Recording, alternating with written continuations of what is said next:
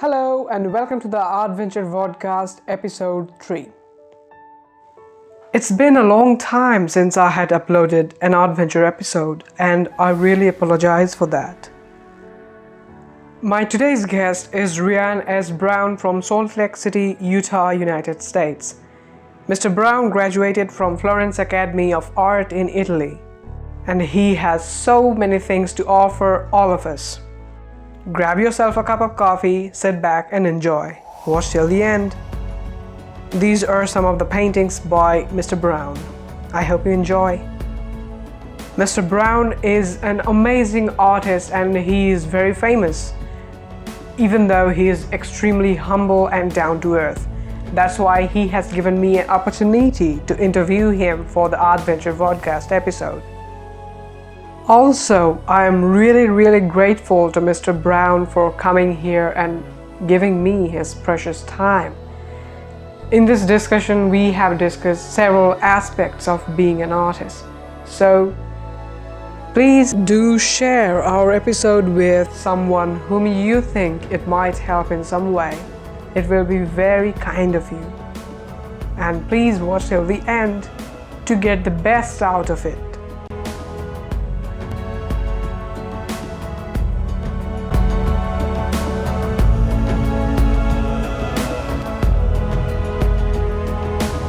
I apologize sincerely in the beginning for low audio, so please turn up the volume to listen properly to our conversation.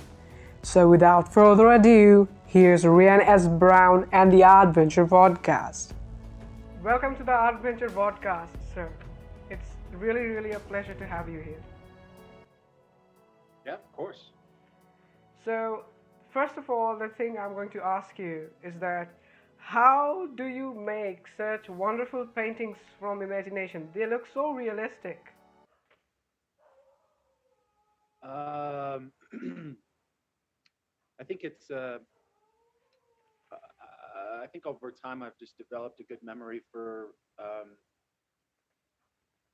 images, and so I think it's just years and years and years of paying attention and keeping my eyes open and developing a memory for what things look at. On top of studying from life, of course, is I can't stress the importance of studying from life enough. Um, you can't really invent what you don't understand, Right. and so I think it has to start with studying from life and really beginning to understand what things look like and how to represent them in paint, and then just developing your ability to remember and rearrange things within an image, to kind of test yourself on what you know. Uh, when I first started doing invented landscapes or anything invented, it was sort of to test out what I knew about the subject. And Right. surprisingly, I could remember quite a bit about a particular subject. And then eventually it kind of started to teach me what I didn't know as well, which was really useful because then I could go back and study that thing and develop further knowledge about it. So Okay. So I have seen artists making painting from imagination, but I have also seen that they use a reference photo. Do you use that sometime? yeah, sure. I use anything from um, sketches to plein air studies I might have done to yeah, reference photos or you're working from a model or anything that might be useful in putting a picture together. Um, I try to I try to have at hand on top of master works. Being surrounded by master paintings. With my library or um, I have a computer next to my easel that is on a slideshow loop of master paintings. There's like 20,000 master paintings in this folder, and so it just it goes through those on a loop. So it kind of just feeds my brain with great works of art. Okay.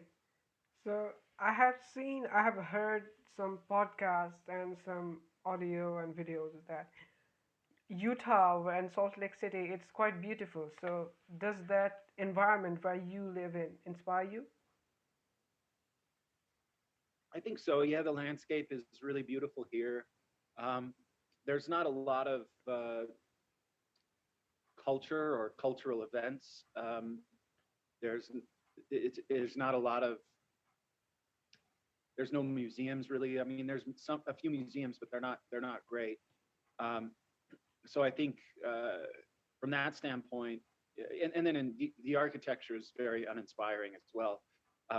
From that standpoint, there's a lot that I'm missing here. Okay. The natural landscape is really beautiful, but um, when I lived in Florence or whenever I visit Europe or um, places like that, I find myself a lot more inspired than Yes, their um, culture is so beautiful. here. Yeah. But also you get very beautiful nature where you live in Utah. Yeah, for sure. We live, my studio is just 5 minutes down the road from a really nice canyon, and I spend a lot of time there. So, in terms of natural beauty, I live in a pretty great place. Okay. So how did all get started? When did you start this painting journey as a life of an artist? Um, I think I started talking about maybe wanting to be an artist in high school, although I didn't really know what that meant. If I knew how hard it was going to be, I might not have I might not have done it. But fortunately, Um, I didn't really know anything about it. I just knew I was interested in it and wanted to see if I could try it out. I knew I didn't want a job. I didn't want to like work for somebody else. So yeah, and then the more I got into it, the more I loved it. The more I was just completely possessed by it. Right. It's actually quite similar. I too do not want a job.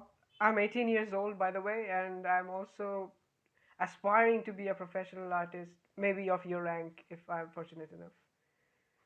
So, Yeah. yes, I'll try my Well, best. yeah. I mean, it's great that you're starting so young.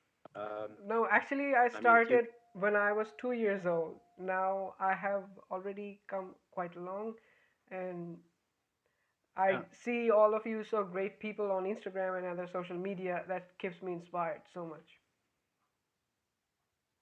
yeah. I think I mean that's exciting for me because um, again, I didn't really lock down or focus until I mean I went through university, but that was kind of a useless. And then I didn't really uh, start to understand it deeply until I studied at Florence. So um, yeah, I mean, if, I wish I could have started younger. I wish I would have found that education a lot younger. I think it would have had a more of a head start. Right. As you said, I didn't have any formal education in art. I am actually going for a Bachelor of Architecture and Engineering part because, as I have read your blog, that it's not very encouraged anywhere in any part of the world to become an artist because there is this starving artist mindset everywhere. So, Yeah, yeah, my family said yeah. that. I've I've had two thoughts on that. Um, the one that the path that I followed was I just never gave myself another opportunity. I was determined to make it work no matter how hard it might have been. And That's I really feel like inspiring. if I would have given myself a, give myself a different option, I may have taken that. So, it was hard there for a little while, especially because had a family pretty young and um, had those responsibilities. So, uh, but again, I think if I would have tried to work and make money and then do art on the side, I probably wouldn't have done it. So that's the way it worked for me. But I've heard other people talk about, having a job, and then Yeah, that kind of frees up their art because they don't have to use it to live on. So it takes a lot of the pressures off of what they make artistically. right. I think both ideas are valid. I think you just have to find What what works works for for you? you. Yes, exactly. And, yeah, but I would say that, especially as a young person, um, that's really dedicated and determined, like it seems you are. Um, if there's any way for you to get that education, that formal education, Yeah. it'll save it'll save you decades of time. Uh, and I think they just opened an academy in India somewhere. I know India is a huge place, but Yeah. I don't know the city that it's in. I'd have to look it up. Perhaps it's in Um, Hyderabad, I think. Samsara school, like it might be. I think it's somebody who went to the Florence Academy, maybe, maybe. and came I back just have come and across them started. on Instagram. Yeah, yeah. It seems like they're doing a good job. They're doing a good job, but not as great as Florence. And so I dream to be one day studying in Florence, even though I pursue architecture. I mean, when I will talk about it in later in this discussion because I'm going to ask you a lot of things about Florence because that's how I got in touch with you from Florence. Yeah, So, sure. sir, um, where did you start as a kid? I mean, where did you got inspired? Oh, I think it's probably have a similar story to a lot of people. I started copying comic strips. Okay, Garfield was one that I would try to draw, and um, yeah, I mean, I started drawing. I think my mom signed me up for an after-school art class in fifth grade, and I won a best in show from a watercolor I did, which kind of got me excited. And then I started just drawing from photos or magazines or whatever. I didn't know anything. I had no direction really. I just didn't know anything about art. So I would just kind of draw here and there, and not all the time. I was, sketching and doodling and whatever all the time, but I wasn't setting out to make drawings necessarily. I was just kind of playing around with it. And then by the time I got to high school, I started to take it a little bit more serious. Um, but yeah, I think college I started to get more serious about it, and then of course Florence was the turning point for me. But before that, it was just fun. I didn't right, have any pressure. There was no pressure to do anything with it. Nobody cared if I drew or didn't draw. So um, but yeah, I turned a pastime into a career, which was great. right. So basically, you followed your heart, even the situations were not great. That's so inspiring, sir. It's Yeah, totally difficult to have the even the idea that even if it is such a hard decision to make, then also you made it. So I respect yeah. you I so much think for that. I try to tell my kids. I don't know how successful I'm being in communicating this to them, but I try to tell them how much better a life is when you choose how to spend your time, Exactly. when you find something that you love and you follow that, even if it's difficult, or financially maybe it's not, it takes a little bit of time to start being more consistent.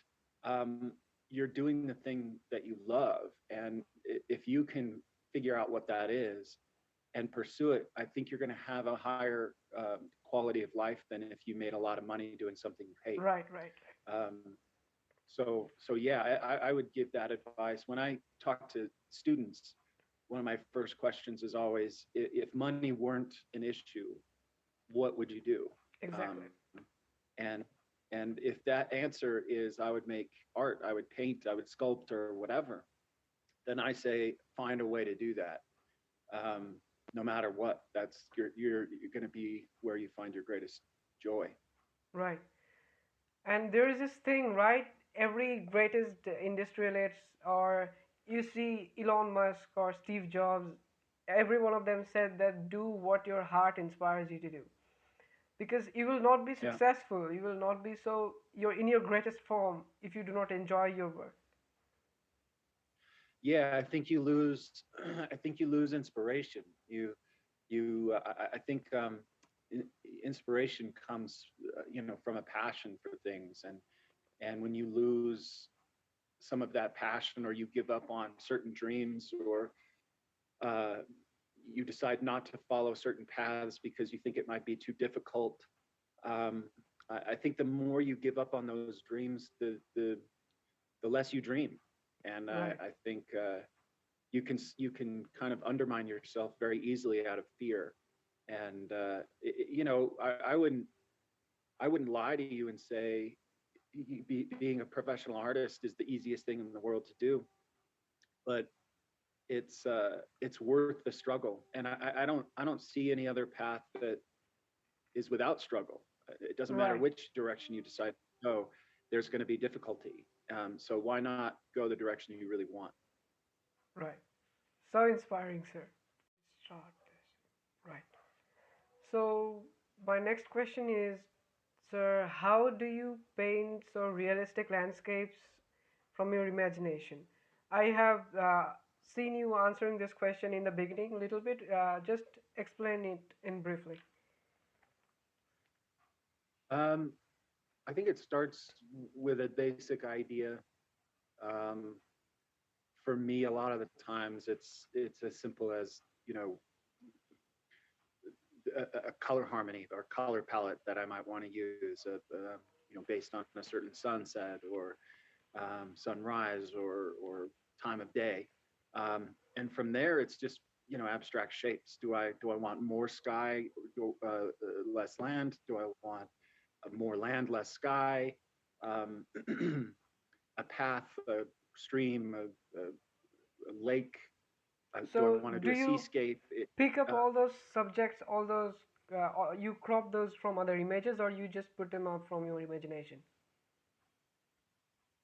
just from both. I mean, I Okay. do some paintings that are totally from imagination, um, where it's just completely made up on the spot. Just almost no idea whatsoever before I start. Um, and then I do some where, like, I'm doing a couple of large ones right now where I have reference photos for the skies I'm painting, but I'm inventing the foreground to Right. fit the sky. Um, and then of course I have some where it's I want to paint a specific location, so I have maybe sketches from that spot, and that I did, you know, from life, and then photo reference from the place as well. So yeah, I kind of work all over the place. I might even get master painting references and use a tree out of one of them, or the idea of how to separate my masses from a master painting, or whatever. I mean, anything and everything is a possible resource for me. Right.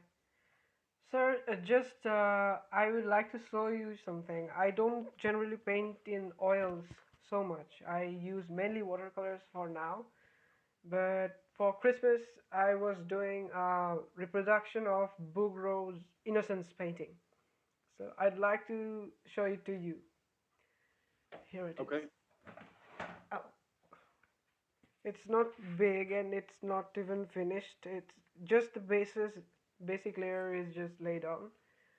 There is this layer, glare of the light. I think you can't see like this. Just me. Yeah, nice. Just a second. I'll just switch off the light. Now you can see perhaps. Maybe a bit better. Yeah, very nice. Just the basic layer is laid on and nothing else has been done, as you can see. Yeah, it's very nice. Thank you so much, sir. Yeah, so you'll lay color on top of that then. Yeah, yeah, yeah.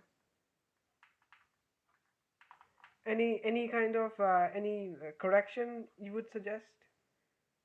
Just Learn is by copying those masters.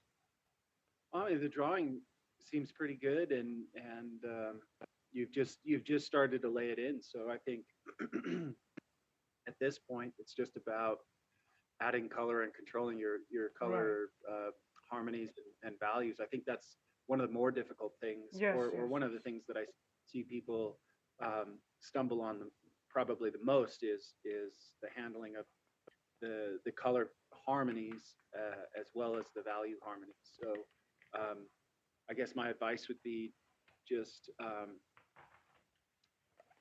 constantly consider how every part of the painting affects and is affected by everything else. The more you can learn to compare one thing to another, the faster you'll train your mind to understand what a balanced value system looks like and what a balanced color system looks like. Uh, I think that's something that takes quite a few years to develop, but if you can think about it all the time and write yourself notes about, make sure to compare this to that, and make sure you balance and balance. It's all about um, finding that overall balance. You'll get there a little bit faster. Right. In which way you took admission in Florence Academy of Art? Because as I was saying you that if I wish to take admission in Florence Academy of Art in future, so what will be the procedure for anyone like me? Um, I mean, I would just it's applying like any other school. You put together your what you think is your best work, and send your application in. I don't think their application process is all that complex. Okay, Uh, I I checked know it some out schools. once. Once I checked it out, and they were asking for some reference letters from some artists or mentors that I was working under, but I didn't had those because I'm self-taught.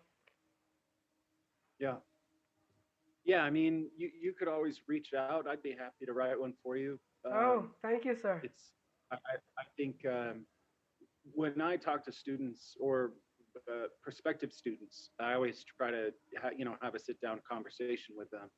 And what I want to know is what their goals are, and I want to know how dedicated they are to reaching them. Okay, What you've done before, I almost never really look at portfolios because whatever you've done before is far less relevant than what you want to do. right, And I think I'd rather have a completely um, novice student that's incredibly passionate than somebody with a bunch of experience that uh, isn't, just wants to do it for a hobby. right, Um, right,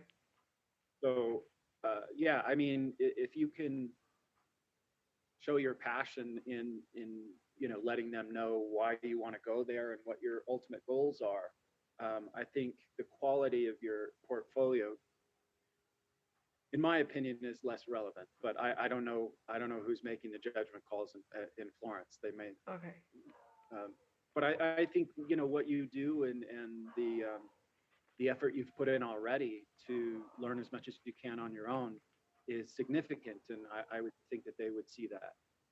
okay, sir. Thank you for your compliment. So, my next question is actually, I didn't get any time in this kind of podcast episodes. I have done four podcast episodes so far, and you are the fifth one, sir. And every time I send them the questions beforehand, before 2 or 3 days, but I didn't get time. And you are such a busy person, I know, and I like your work so much, actually. That's why I didn't Thank you. didn't let any chance to pass away. Maybe you will not be available in the future, so I just, when you said that you will be available, then I grabbed the opportunity. Yeah, great.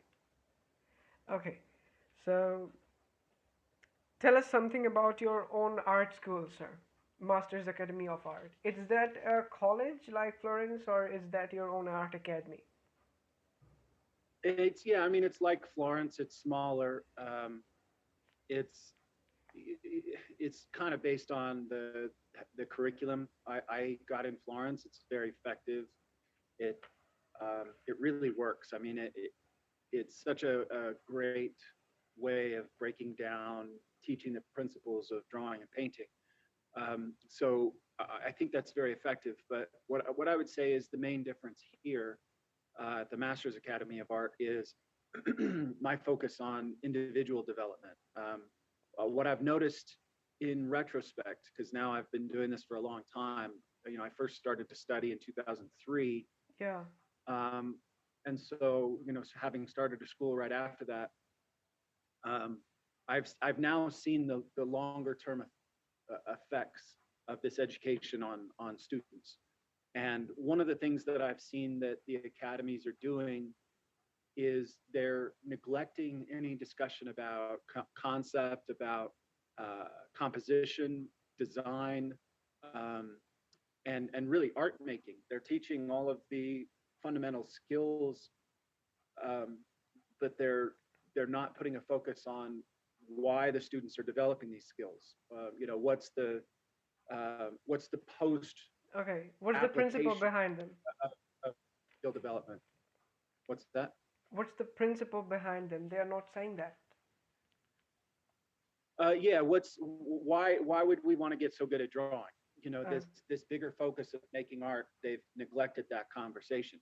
So what happens, and what I'm seeing with a lot of students who graduate is there's a disconnect between how I would solve a problem relative to an academic nude or a cast or a shadow box still life, and how I might want to make a painting, an elaborate landscape, or a figure in a landscape, or a figure in interior, or there's a disconnect between how I define a beautiful academic nude and how I would take these same solutions from here and apply it to a concept. Maybe such as like grief or loss or joy or whatever. How do I make a painting versus how do I make a study? There's no bridge between those two things. So what students end up doing is they adopt they adopt the study as their art, and then they leave school and they just keep doing more refined versions of what they were doing at school. And I think that is a real tragedy because they're basically handicapping students artistically.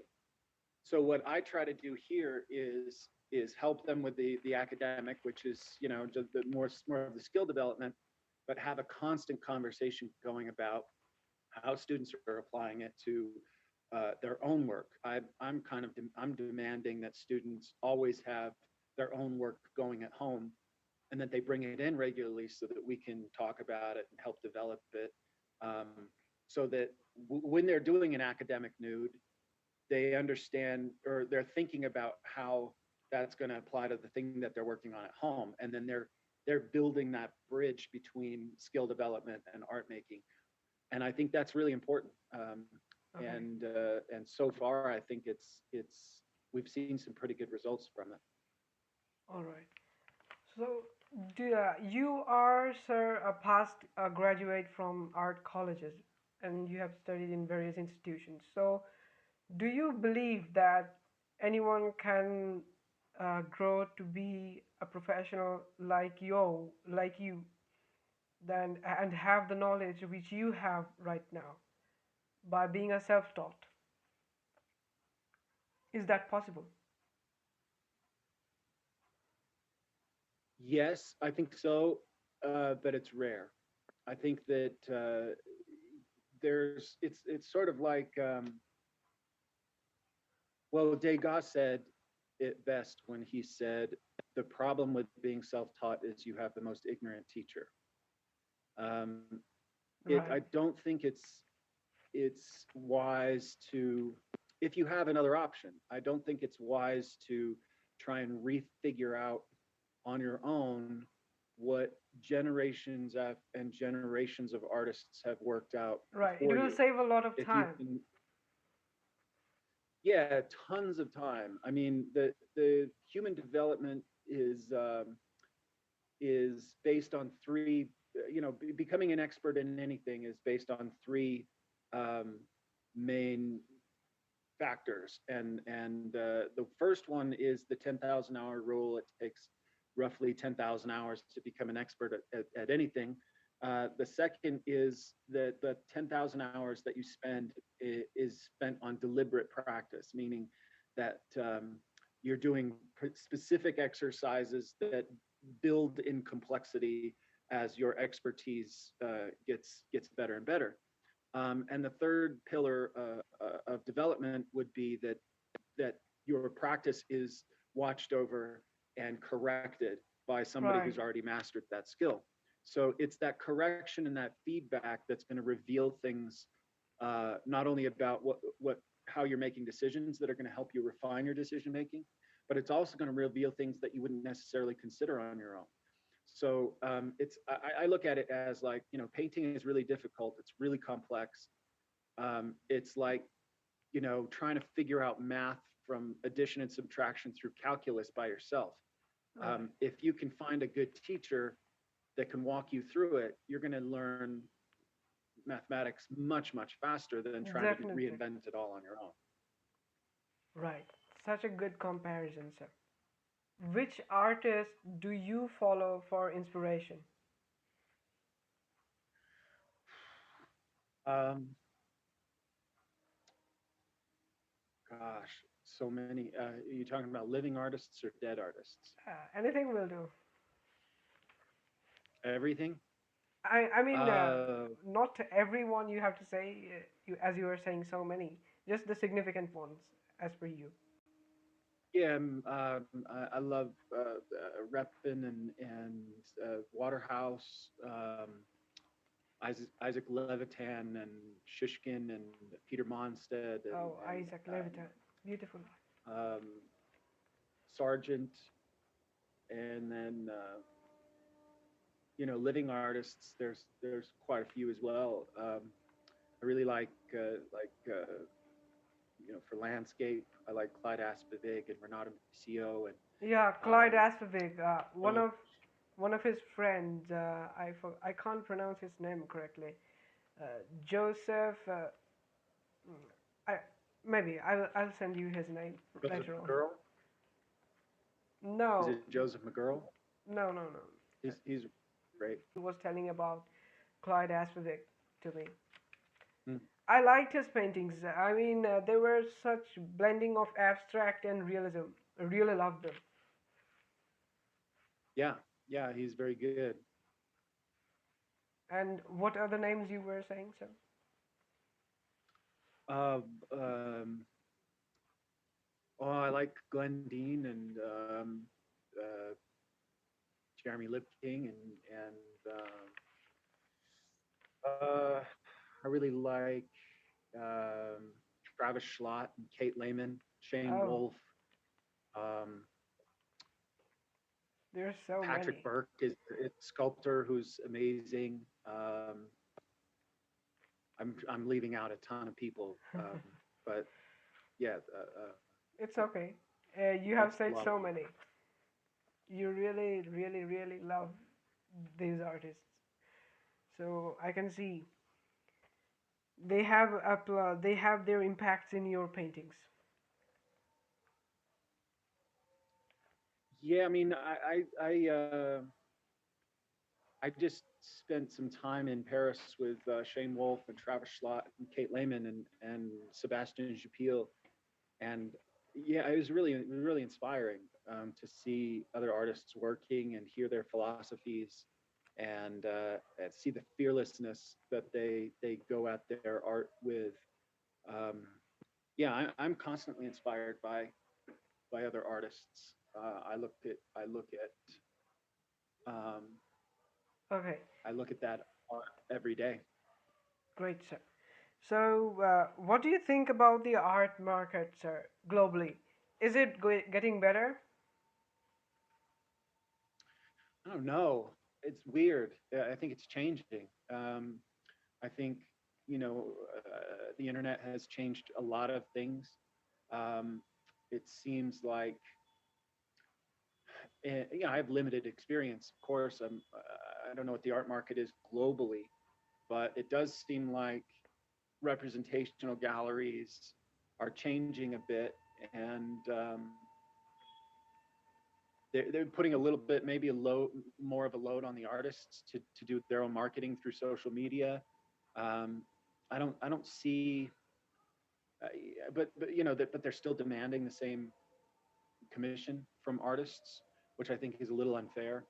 Um, and I think that representational galleries tend to act more like furniture stores, in where they let somebody come in and look around and find what they like, and then they'll tell them the price, and they don't always tell the buyers why this art is important, or who the artist is, or they sell the art more than the artist. And I think that value in art comes more if you can sell the artist. Right. Tell people who the artist is and why they're important and what they're doing and what the motivation is behind it. I think that adds a lot more value to the art. Um, but in my experience, I've seen people represent just pictures, you know, just pretty pictures, and I'd like to see that change, but I don't know if it will. Okay, so you are working in the representational genre. So have you come across hyperrealistic works? What's your opinion on them? Yeah, of course. I mean, like photorealistic stuff. It's not for me. I mean, I know people enjoy it, but I like just for my own taste, I like more of a combination of um, uh, suggestion, subtle abstraction with areas that are highly defined. Right. I like to see good drawing. I like to see um, sophisticated handling of the medium of paint. I like to see good ideas. I like to see people that are creative. I find myself enjoying more the artists that do more varied subject matter, rather than sticking to one thing and doing it over and over again. It's quite Um, boring also for the artist, maybe. I don't know. I don't like that either. I yeah, also I mean, some like to people try get out. really into certain subjects, and that's okay. I mean, it's not up to me to decide what other people paint, Exactly. but as far as my interest goes, I like to see, when I look at master paintings like a Waterhouse or a Sargent, or they had no weaknesses. You could put anything in front of them and they could paint it. Right. So today it seems like we have more specialists. If you're a landscape painter, you're just a landscape painter. If you do portraits, you just do portraits. And or still life. If you do still life, that's what you do. Um, and I'm more in, I'm more interested in more things. I just want to paint everything. As soon as I finish a seascape, I don't want to do another seascape. I want to do a figure, or I want to do a winter scene, or whatever. And so, um, yeah, I feel like I need to develop skills towards all of the subject matters. Yeah, I do feel it in the same way. So that's why maybe we clicked and I contacted you so much. I freaked out when I came to know that after I added your post in my story that you painted it from imagination. Then my mind just blew up. It was so realistic. How can a person paint it from imagination? I must contact him. Yeah, I think you have to develop it's a skill, Right, that anyone can develop. I think you go out and you paint from life, and you paint from life, and you start to fill up your reservoir of memory and knowledge. And then you can kind of think your way through things. I mean, if you spent a month painting sunsets, at the end of that month, you would really have figured out how light works, right, how the color of light changes over time. And then and then it's just a matter of rearranging cloud shapes and putting the colors together in a way that you understand. I think it really has to come from a place of knowledge, which has to come from life. You have to just start developing that knowledge from your study of life. Okay, sir. Great. So I just checked your website. It was in a blog, in the blog portion. You said that you hate painting from life. So I couldn't get it. Could you elaborate it a bit more here? I hate making paintings from life. Yeah. I Yeah. I don't hate painting from life. Um, so I think I titled it that just to draw people in. It's It to was make it quite like catchy title, but I what didn't what got the. what is he talking about? I, And then I think there's like three sections to that yeah, thought yeah. where It I, was I quite long. That's where I why I define it. scrolled it up because I don't have some time because in half an hour you are going to come over. Yeah. So the idea basically is I don't like setting up something and doing a painting start to finish from life Right. because I don't feel the freedom of like altering things, changing things, inventing things. Um, and my joy of painting from life is really just the study of it. I like to sit down in front of something and try to understand it. But I don't necessarily feel like I want to compose from it. I don't necessarily feel like I want to, um, um, set up a whole scene and paint it like a big still life.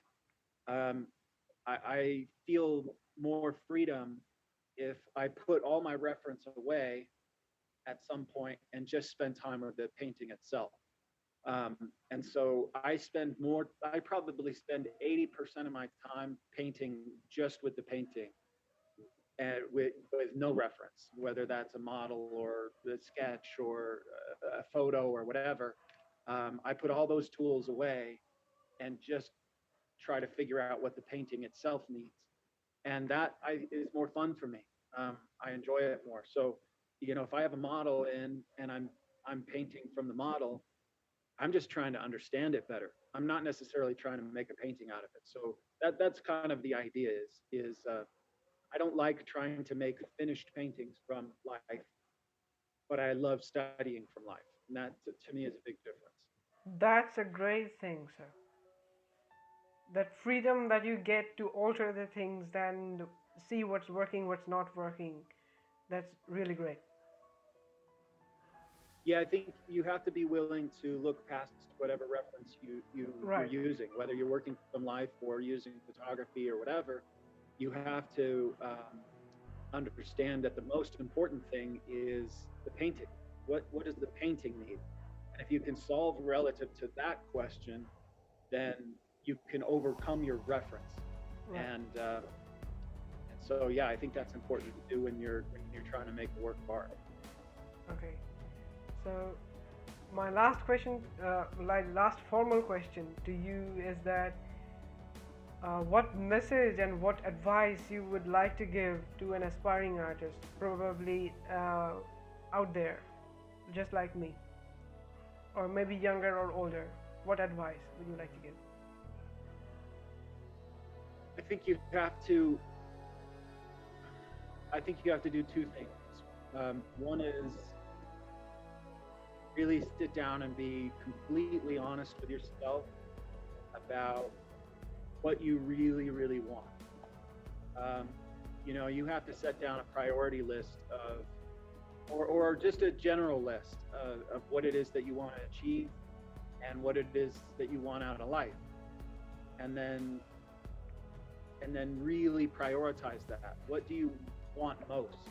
And if making art and being an artist is up at the top of that list, then the second thing you need to do is be really fair with yourself and say, what do I need to get that? So it's going to be different for everybody. Some people have a natural inclination towards drawing and painting. They can figure things out um, without a lot of education. I wasn't like that. I needed that formal education. So I had to be very fair with myself and say, well, if I want to be this good, if I want to, get as far as I can and reach my potential, then what's required for me is this education. So I had to find a way to solve for that problem. And it was difficult. I had 3 kids at the time, and I had to move internationally, and it cost me, gosh, well over $200,000 to study. And it took 13 years to pay those loans off. But I just was not gonna. Yeah, I just knew I needed it. To be fair with myself and with my goals, I had to give myself what I needed to accomplish those goals, and I just find any possible way to do that. But even if that meant living on the street and doing sketches for food, I was going to do that. That's such a strong desire you had. Very, very strong desire. Yeah, I mean, it was very selfish. I think you have to be selfish a little bit. Say, this is what I want. This is what I need. This is how I'm going to achieve it. Or this is the road I need to go down to get where I want to go. And then by any means necessary, make that happen. Right. Such an inspiring story you told, sir. So thank you for coming here, sir. It was an honor to host you here. Yeah, of course. Yes, thanks sir. for inviting Namaste. me. The conversation with Mr. Brown was filled with golden nuggets. I really enjoyed so much, and I am so much pumped after having this conversation with him. And I am very, very sure that you are in the same place. Hope to see you soon. For now, goodbye.